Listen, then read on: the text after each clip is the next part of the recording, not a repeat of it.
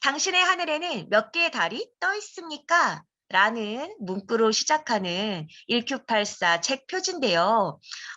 오늘 영상을 보고 나면 아마도 달이 몇 개인지 궁금해지실걸요?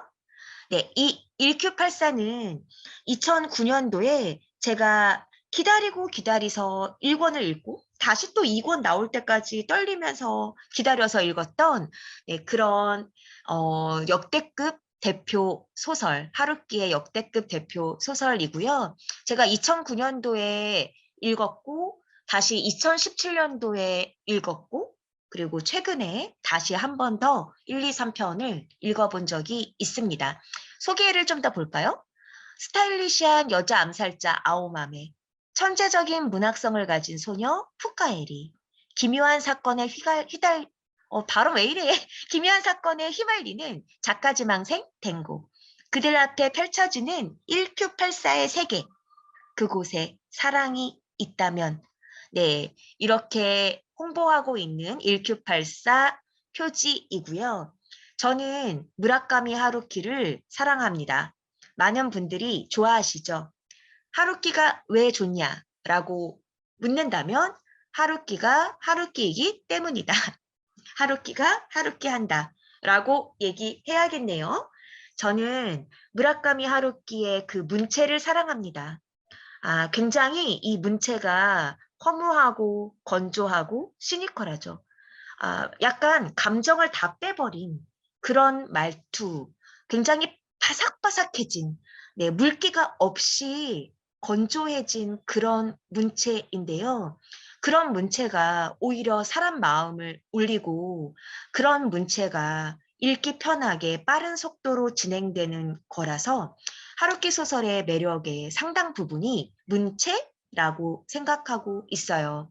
그리고 캐릭터들이 갖고 있는 그 허무주의, 세상을 등질 것 같은 그 시니컬함, 캐릭터들이 갖고 있는 독특한 매력, 현실과 환상의 그 중간쯤, 환상 특급을 타고 있지만 현실에서 발을 떼지 않은, 실제 일어나기 힘든 일이지만 일어날 것 같은 그런 캐릭터들이 만들어낸 스토리가 하루키의 매력이라고 생각합니다. 네, 조금 전에 기침 나올 거 참았어요. 네.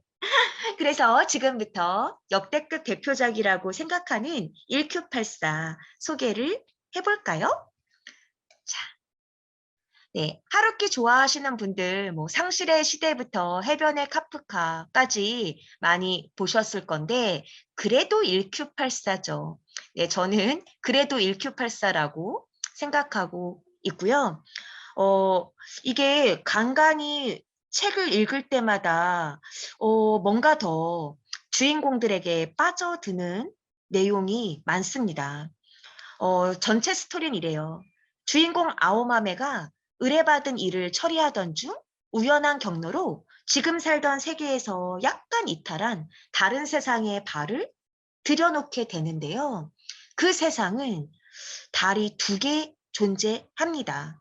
아오마메는 자신이 살던 1984년과 구분하기 위해서 이 세계를 1Q84년으로 이름 붙이죠. 1Q84의 Q는 퀘스천에서 따온 것인데 여긴 어디? 라는 의문으로 출발합니다. 여러분이 지금 이 세계가 진짠가? 라고 생각이 들면 달이 몇 개지? 네, 라고 생각하세요. 혹시 달이 두 개다. 출구를 잘 찾아야 합니다.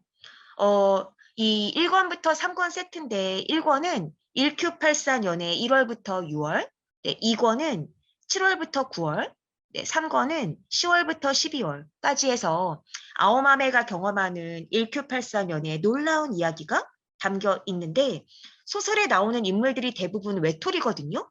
근데 주관이 뚜렷하고 세상을 바라보는 시선이 분명합니다. 나만의 가치가 분명한 사람들 매력적이죠. 아오마메부터 소개해 볼까요? 아오마메. 저는 사실 아오마메가 현실에 있다면 당장 가서 만나겠습니다. 네. 비록 암살당할지라도 아오마메를 만나보고 싶어요. 아오마메는 푸른 콩, 녹두, 라는 한자 이름인데 이 주인공 하드보일드한 대표 캐릭터죠. 네. 사실 이 주인공은 불행한 가정 환경을 거치게 되는데 어릴 때 이제 종교에 심취한 어머니 때문에 학교에서도 외톨이였고 종교 집단 증인회에서 속해 있는 답답한 시절을 보내게 됩니다. 그 후 혼자 거기서 빠져나오고 자립심 강 어릴 때 엄마에 대한 트라우마가 있고 아버지로부터 받은 상처도 있죠. 그리고 이 소설의 중요한 매개체는 클래식 음악 야나체크의 심포니에타인데요. 한때 제가 여기서 홀려서 열심히 찾아 들었던 심포니에타. 오늘 다시 한번 듣고 싶은데요. 예, 이 소설을 찾아서 읽다 보면 이 음악이 귀에 울려 퍼지는 것 같은 느낌이 들 수 있어요. 근데 이 아오마메가 달이 두 개 떠 있는 1984년에 떨어진 후부터 댕고를 만나고 싶지만 만날 수가 없습니다. 소설 1권이 끝날 때까지 아오마메와 댕고는 서로 마주치고 싶지만 마주치지 못하는데 정말 기도하게 되죠. 제발 이들이 만날 수 있기를. 네, 이들은 제목 보시면 시간이 일그러진 모양으로 흐를 수 있다는 것, 여기가 아닌 세계라는 것의 의미는 어디 있을까? 네, 이런 제목들에서 알 수 있듯이 이들이 얼마나 이제부터 엇갈릴 것인가. 그리고 사실 이 소설에는 이제 공기번데기라는 소설 속의 소설이 또 등장하거든요. 광신적 종교 집단 선구와 관련 있는 이제 17살 후카에리가 쓴 소설을 댕고가 고쳐쓰기 해주는데 그러면서 이 소설이 신인 문학상을 타게 됩니다. 그런데 공기번데기 이야기가 단순한 이야기가 아니었고 판도라의 상자를 연 것처럼 후폭풍이 나오죠.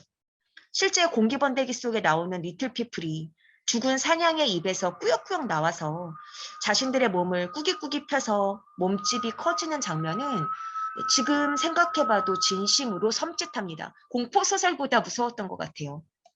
네, 1984 이런 얘기가 있네요. 여기는 구경거리의 세계. 처음부터 끝까지 모두 다 꾸며낸 것. 하지만 네가 나를 믿어준다면 모두 다 진짜가 될 거야.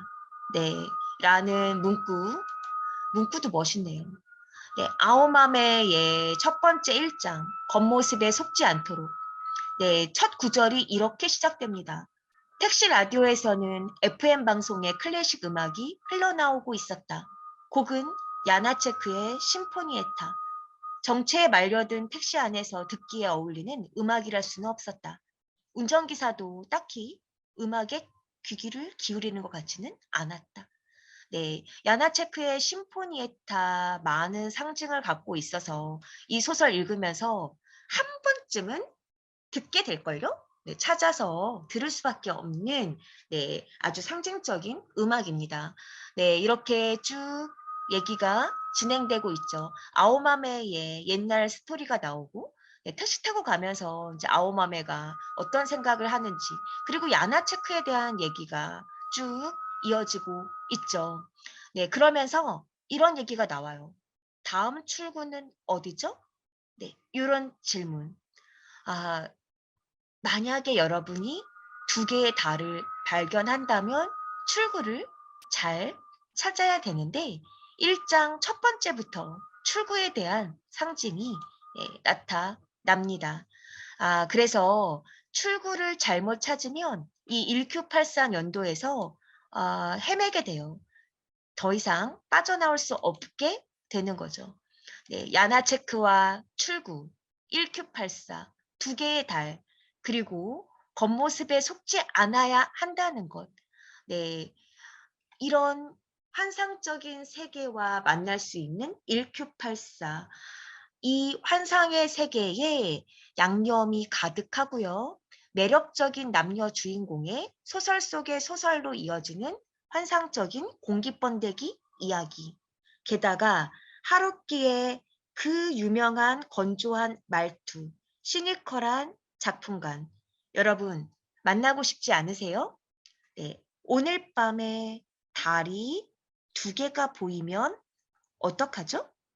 그렇다면 나는, 아니 여러분은 진짜와 가짜 세상을 구별할 수 있을까요? 자, 여기 볼까요? 겉모습에 속지 않도록 하세요. 현실이라는 건 언제나 단 하나뿐입니다. 그리고 제가 좋아하는 아오맘에는 이 현실에서 구해줄 댕고를 만날 수 있을까요? 댕고는 아오마메한테 갈 수 있을까요? 공기번데기는 어떻게 된 건가요? 어떤 게 현실이고 어떤 게 환상인가요? 1984 소개해드렸고요. 레이크가 사랑하는 첫 번째 서재였습니다. 하루키의 1984 너의 이름은? 이라는 작품을 준비했습니다. 네, 영화로 먼저 저는 봤고요. 그 다음 책을 읽었는데 일본 애니메이션에서 히트를 쳤던 그 영화 이름은 들어보지 않으셨나요? 너의 이름은? 네, 신카이 마코토 감독이 직접 각색해서 출판한 책입니다. 네, 이 책을 먼저 보든 영화를 먼저 보든 둘을 비교해 보든 다 좋을 것 같습니다. 네, 부제로 아직 만난 적 없는 너를 찾고 있어 라는 제목이 있고요. 잠깐 소개를 보니까 이렇게 돼 있네요. 산간지역 시골 마을에 사는 여고생 미츠아는 어느 날 자신이 남자가 되는 꿈을 꾼다. 낯선 방, 처음 보는 친구들, 눈앞에 펼쳐지는 대도시, 도쿄의 거리. 한편 도쿄에서 생활하는 남고생 타키도 어느 산속 마을에서 자신이 여고생이 되는 꿈을 꾼다. 그리고 두 사람은 꿈속에서 서로가 뒤바뀌어 있다는 사실을 깨닫게 되는데 만날 수 없었던 두 사람의 극적인 만남으로 운명의 톱니바퀴는 움직이기 시작한다. 이 책의 첫 문장, 그리운 목소리와 냄새, 사랑스러운 빛과 온도, 네, 이렇게 시작하는 책이고요. 네, 이 책의 내용, 그리운 목소리와 냄새, 사랑스러운 빛과 온도. 나는 소중한 누군가와 찰싹 달라붙어 있다. 떨어질 수 없게 묶여 있다. 젖무덤에 안긴 젖먹이처럼. 불안이나 쓸쓸함은 티끌만큼도 없다.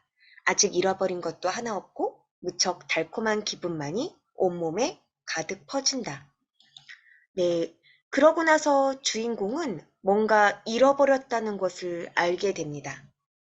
나는 누군가 한 사람만을 찾고 있다. 자, 이렇게 시작하는 소설인데요. 소설에서는 여자 주인공과 남자 주인공 각각의 입장, 1인칭 시점에서 전개돼서 남자 입장에서 이야기가 보이고 여자 입장에서 이야기가 보이는 그런 구조로 전개가 된다면 영화는 3인칭 전지적 시점에서 남녀 모두의 관점으로 진행돼서요. 보는 재미가 좀 다릅니다. 그리고 영화에서는 빛과 음악으로 좀 더 입체감을 줬다고 해야 될까요? 깊이 있는 서정을 느끼시려면 책이 좋고, 네, 빛과 영화, 영상, 소리, 입체적인 감각, 애니메이션이 주는 효과, 이런 걸 좋아하신다면 영화를 먼저 추천드리겠습니다. 제가 소개하는 리뷰 한번 같이 보시죠. 10분 만에 정리해드리겠습니다. 네, 얘기했지만 남자, 여자 몸이 바뀌면서 이 남녀의 인연의 끈이 시작되고 있고요. 네, 만나야 할 사람은 만난다. 운명의 톱니바퀴, 수레, 뒤틀린 사랑, 뒤틀린 시간, 네, 영원한 사랑, 네, 천년 만에 오는 혜성, 이런 것들이 키워드가 되고 있는 작품이고, 2016년 기준으로 일본 영화 흥행순위 역대 7위를 기록했고요. 애니메이션을 소설로 각색한 뒤에 일본 소설 판매 100만 부를 돌파하기도 했고, 한국에서도 영화와 책 모두 흥행을 했습니다.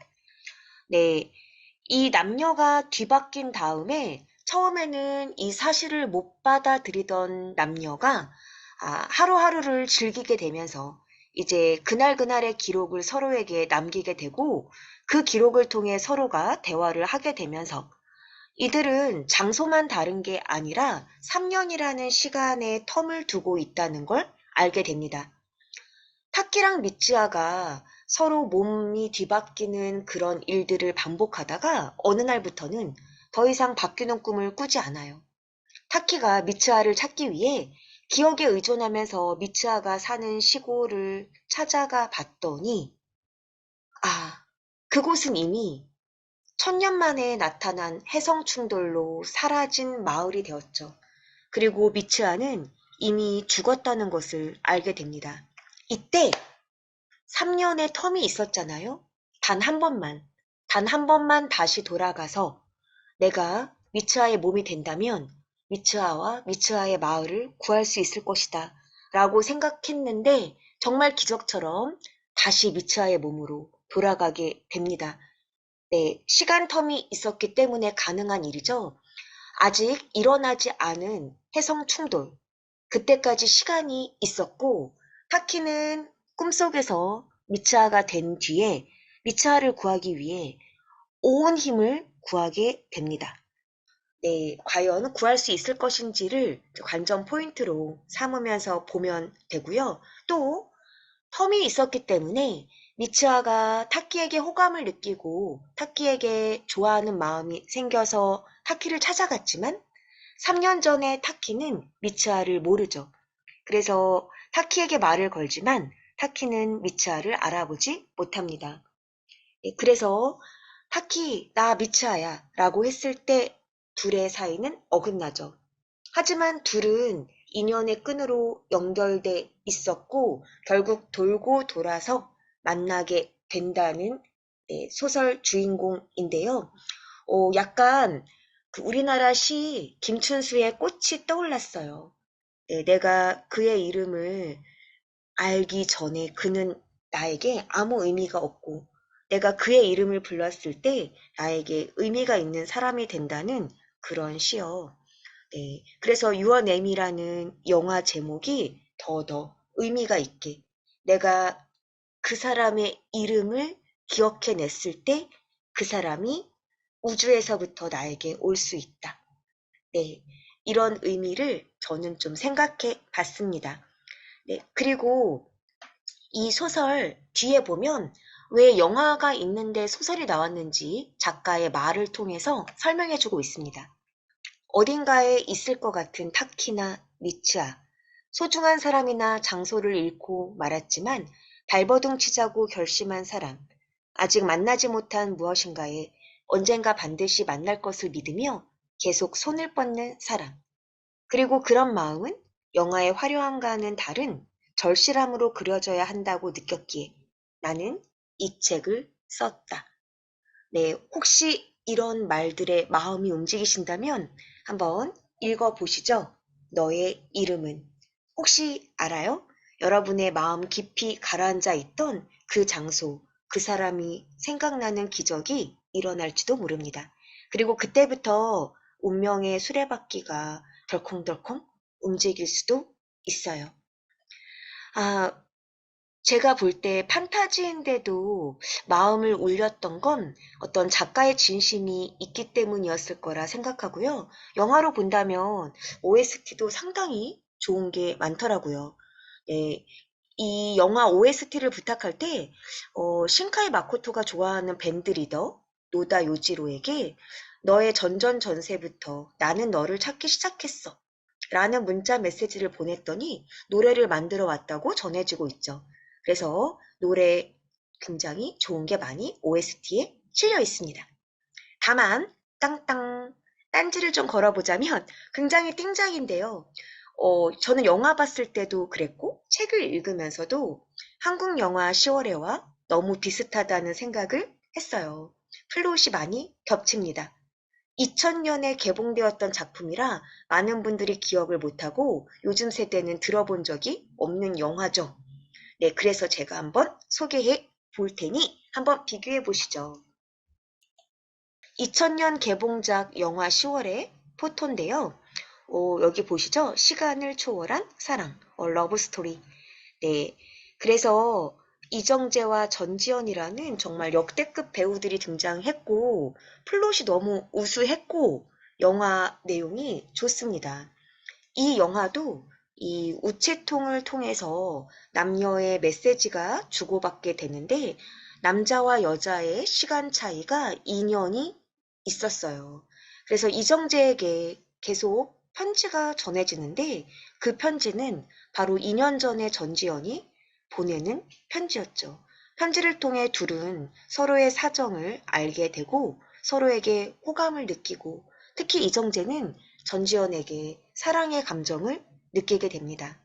하지만 전지현은 2년 전 떠나보냈던 애인을 잊지 못하고 마음 아파하고 있고요. 그 애인을 유학 보냈던 자기를 원망합니다. 그리고 그 시간을 돌리고 싶어서 이정재에게 부탁하게 되죠. 제발 그 사람이 떠나지 않게 나를 도와주세요. 라고 이정재에게 부탁하게 됩니다. 과연 이정재는 전지현을 도와서 구할 수 있을 것인지, 전지현의 사랑을 찾게 해줄 수 있을 것인지, 굉장히 예쁜 영화 장소였죠. 이 장소 이름이 이제 일마레라는 집이었고, 요 우체통을 매개로 둘의 얘기가 전달됩니다. 그런데 이정재도 이 2년의 텀을 떠나서 전지현에게 간 적이 있었어요. 전지현이 2년 전에 이정재를 못 알아보겠죠? 이정재는 전지현과 가까스로 만났는데 당시 전지현은 이정재를 알지 못해서 이정재를 이제 스쳐 지나가게 됩니다. 이 설정도 전철, 시간 차이, 서로를 못 알아보는 남녀, 그래서 슬퍼하는 한쪽, 이런 설정이 영화 10월에와 그리고 너의 이름은 상당히 유사하지 않나요? 그리고 서로를 구해야 되는 설정도 비슷합니다. 영화 10월에에서는 전지현이 우연히 이정재가 죽었다는 걸 알게 되는데 그것도 자기가 부탁한 그 만남의 장소에 이정재가 간 뒤 교통사고를 당했다라는 것을 알게 됩니다. 그런데 다행인 것은 2년의 텀이 있잖아요. 2년의 텀이 있어서 아직 일어나지 않은 그 일을 이정재에게 빨리 알려서 이정재가 약속 장소에 나가지 않게 한다면 전지현이 이정재를 구할 수 있겠죠. 그렇다면 영화 10월에서는 구했을까요? 두둥. 네. 여러분, 너의 이름은 레이크가 소개하는 작가의 서재 세 번째 작품이었고요. 영화, 소설, 우리나라 영화 10월에 다 비교해가면서 보셨으면 합니다. 지난번에 제가 무라카미 하루키의 1Q84를 작가의 서재 첫 번째 책으로 소개했는데요. 소설가를 꿈꾸는 사람들은 어떤 책을 읽을까에 그 두 번째 시간, 어떤 책을 할지 진짜 고민이 많이 되더라고요. 첫 번째를 너무 쾅, 붐붐 하고서는 폭탄 같은 제가 너무 사랑하는 하루키의 책을 소개하고 났더니 두 번째로 소개할 사람의 힘의 균형이 많이 고민되었습니다. 사실 외국 소설가 중에 무라카미 하루키처럼 제가 사랑하는 알랭드 보통을 소개할까도 생각했거든요. 알랭드 보통은 약간 메이커 같은 작가라서 그 사람의 작품을 읽는 것만으로도 내가 어떤 사람이다 라고 소개하는 것 같은 알랭드 보통을 소개할까. 그리고 우리나라 소설가 중에 워낙 유명한 김영하, 공지영, 또 최근에 제가 관심 갖고 있는 정유정, 김초엽 같은 작가들도 고민을 했었고 고전 중에 고전이라 불릴 만한 책들도 많이 고민을 했는데요. 제가 소개했던 1Q84와 어떻게 보면 평행 이론 같은 이름이 비슷하게 되어 있는 1984 를 가지고 왔습니다. 1984 여러분 다 아는 거잖아요. 동물농장의 조지 오웰의 세계 명작 1984 1984를 오늘 레이크가 소개하는 두 번째 작품으로 소개하겠습니다. 10분 만에 완료할게요. 이 책 알라딘에서 소개 먼저 하고 네, 같이 더 얘기를 해보겠습니다. 사실 많은 출판사가 조지 오웰의 1984를 냈는데 제가 읽었던 더 클래식은 지금 절판되어서 네, 다른 출판사로 소개해 볼게요. 여러분 이게 원제가 1984 네, 이거라는 거 알고 있으셨어요? 1949년에 작가가 이 작품을 지었는데 너무나 완벽하게 미래 시대를 예측한 소설, 소름 끼치는 소설이고요. 고전이 지루할 것 같다는 생각은 노노노. 이거 너무 줄거리 알고 있어서 읽기 싫을 수 있는데 실제 작품을 처음부터 끝까지 읽으면 여러분의 팔뚝에 소름이 쫙 약속할 수 있어요. 자, 이거 줄거리 좀 한번 보도록 할까요? 전체주의가 지배하는 가상의 미래 세계를 배경으로 인간성을 지키려는 마지막 한 남자를 그린 소설이었고, 출간 당시 이미 20세기 가장 중요한 작품 중 하나가 될 것이라는 언론의 찬사를 받았으며, 오웰리언, 빅브라더와 같은 관련 용어가 사전에 등재되고, 영화와 음악 등 다양한 문화 영역에서 끊임없이 인용되는 등 후대에 큰 영향을 미쳐왔다. 실제 많은 영화들이 이 책에서 영감을 받았다라고 밝히기도 했었죠. 미래 사회를 1949년에 이런 생각을 할 수 있다니 너무나 놀라웠고요. 거의 완벽한 디스토피아를 보여준 작품이라고 생각합니다. 이 책을 근데 제대로 읽어본 사람은 많이 또 없더라고요. 대충 줄거리를 알고 있어서 오히려 처음부터 끝까지 읽지 못하는 그런 소설이죠. 1940년대에 모든 것이 감시되고 통제될 수 있다는 걸 깨달은 작가. 진짜 소름입니다. 자, 이제 좀 소설 미리 보기를 한번 해볼까요? 네, 소설 미리 보기를 하면서 어떤 작품일지 예측해보고 제가 요약해 볼게요. 이제 뭐 어마어마한 많은 이제 예찬이 있는데요. 저는 좀 삐뚤어져서 이거 정말 조사했을까? 2008년 하버드 대학생이 가장 많이 구입한 도서 조사했나? 네, 이런 생각이 들지만 하여튼 어마어마한 소설은 맞고요. 진짜 재미있는 고전입니다. 여러분 고전 버리지 마시고 다시 읽어보세요. 줄거리를 안다고 생각하는 게 함정인데 진짜 읽어보면 멋진 작품들이 너무나 많습니다. 이 소설은 소설 속 오세아니아 정치 통제 기구인 당이라는 게 있고요. 텔레스크린이 다 설치돼 있어요. 집집마다 방방마다 지금의 스크린 같은 거 아닐까요? 또는 핸드폰 네, 그 같은 거라고 볼 수도 있고요. 이런 이제 스크린들이 다 설치돼 있어서 당원들의 모든 사생활을 감시할 수 있고 또 사실을 조작할 수 있고 당에 의심을 갖는 걸 통제하는 사회에 대한 이야기입니다. 이 소설이 발표된 시대엔 소설 속 사회가 말도 안 되는 허구였지만 사실 우리는 지금 1984의 세계가 현실인 것 같아요.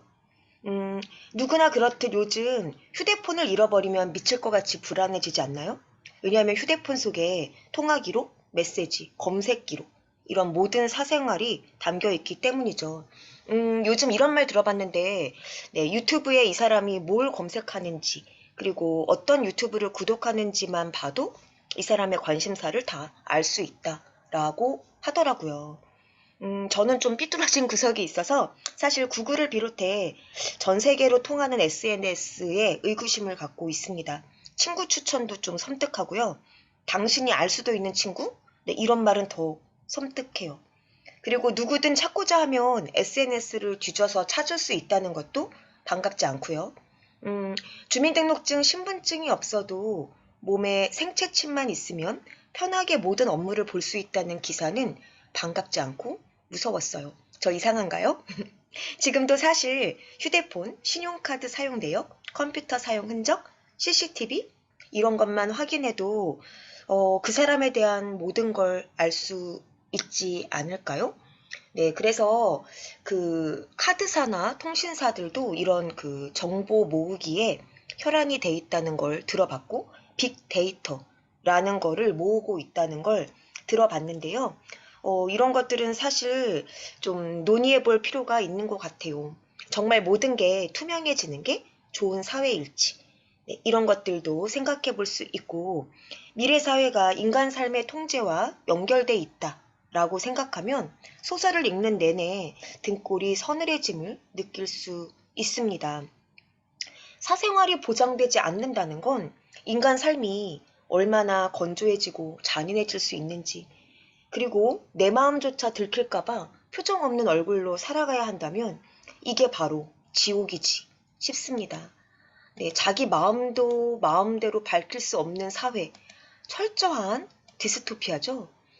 이 책에 나오는 전쟁은 평화, 자유는 굴종, 무식은 힘, 이 말이 얼마나 우울한 사회인지를 단적으로 보여주는 구절이라고 생각합니다. 우리가 아는 것과 다 반대잖아요. 전쟁은 평화, 자유는 굴종, 무식은 힘. 네, 이런 생각들이 주입되어서 당이 마음대로 사람을 통제할 수 있는 사회, 네, 이런 우울한 세계가 이 책에 담겨 있습니다. 하지만 우리에게 희망은 사람의 정신이죠. 끝까지 저항할 무기고 그 중에서도 사랑은 큰 힘을 갖고 있습니다. 그래서 소설 속의 당도 사랑을 금지하죠. 많은 영화에서 미래 사회를 그릴 때 인간끼리의 사랑을 금지하는 그런 작품들이 많거든요. 네, 그런 것이 바로 사랑에 눈을 뜨게 되면 인간성에 대해서도 눈을 뜨고 통제되는 삶에 반항할 수 있다는 그런 정신세계가 다 통용되고 있는 것 같아요. 이 소설에 나오는 주인공 윈스턴도 자포자기한 상태로 하루하루 무기력하게 살아가다가 줄리아라는 여자를 만나면서 줄리아를 사랑하게 되고 위험을 무릅쓰고 미래를 즐기다가 진짜 생각이라는 걸 하게 됩니다. 네, 생각이라는 걸 하게 되면서 두 주인공은 윈스턴과 줄리아는 도대체 내가 언제까지 이렇게 당의 통제를 받아야 하는 걸까? 라고 생각하게 되죠. 그들은 잡히면 처형당할 걸 알면서도 이 만남을, 이 사랑하는 마음을 멈추고 싶어 하지 않습니다. 그리고 약속하죠. 그들은 잡혀서 고문당했을 때 자백하는 건 어쩔 수 없지만 서로에 대한 사랑은 변치 말자고 생각합니다. 줄리아가 이런 대사를 합니다. 그들이 할 수 없는 게 하나 있어요. 그들은 당신이 무엇이든 말하게 할 수 있어요. 뭐든지요. 하지만 믿게 할 수는 없어요. 당신 마음속에까지 들어갈 수는 없으니까요. 내 마음은 나의 것. 빅브라더와 당이 통제할 수 없는 그것. 그것은 내 마음이죠. 윈스턴도 말합니다. 당신 말이 맞아요. 사람의 속마음까지는 들어갈 수가 없죠. 만약 인간으로 살아가는 게 가치 있는 일이라고 생각한다면 무엇이 됐든지 간에 어떤 성과를 얻지 못하더라도 그들을 이기는 셈이 될 거예요. 어쩌면 우리가 지금 현대사회를 살아갈 때 지표로 삼아야 하는 것, 모든 게 통제당해도 사람의 감정을 바꿀 수 없을 거라는 그 말이 희망처럼 들렸습니다. 행동이나 말, 다 파헤칠 수 있지만 스스로에게마저 신비롭게 작용하는 인간의 속마음은 난공불락이죠. 나도 내 마음을 다 모르는데 어떻게 남이 분석하고 통제할 수 있나요? 인간으로 살겠다는 내 마음이 나를 고귀하게 만들어줄 유일한 희망이죠. 그리고 이미 예상되었듯 윈스턴과 줄리아는 미래 장소에서 체포되고 윈스턴은 오브라이언에게 신문을 당합니다. 하지만 이 소설의 결말은 충격적이죠. 네, 이렇게 뭔가 디스토피아를 빠져나올 수 있는 희망처럼 이들의 사랑이 작동될 것 같았는데요. 그렇지만, 한마디로 고귀한 인간 정신의 승리는 개나죠. 라는 결말로 갑니다. 인간의 본성 사랑이 어찌나 쉽게 무너지는지 슬프죠. 고귀한 정신은 초라한 육체를 확인하는 순간 무너졌고, 윈스턴이 가장 끔찍하게 생각하는 쥐에 대한 공포는 사랑을 쉽게 저버리게 합니다. 이거 너무 슬프거든요. 네, 윈스턴이 네, 고문당하면서 이런 대사를 하게 됩니다. 줄리아한테 해요. 줄리아한테 해요. 내가 아니야. 줄리아야. 제게 하지 말아요. 아, 인간이란 얼마나 나약한 존재고 쉽게 변하는지. 예전에 나치 시절 감옥에서도 인간의 그 동정심과 모성, 사랑, 이런 게 고문에 얼마나 쉽게 무너지는지를 연구한 것들이 있는데요. 사실 너무 가슴이 아픕니다. 인간의 나약한 모습에 마음 아프고 쓸쓸해지지만, 하지만 그럼에도 불구하고 믿을 건 또 인간의 마음밖에 없다는 걸 알게 됩니다.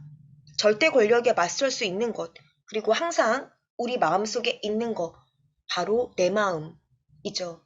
내 마음만은 절대 바꿀 수 없어요. 그 어떤 권력기관이 와도 내 마음은 무너지지 않는 순간 우리는 고귀함을 지킬 수 있죠. 여러분, 현대인의 사생활이 아무리 무너지고 통제돼도 사랑은 막을 수 없고 내 마음은 변하지 않아요. 고전이 주는 웅대한 울림을 확인해 봐 주세요. 왜 세계 명작인지 설명할 필요가 없는 책, 레이크의 두 번째 명작, 조지 오웰의 1984였습니다.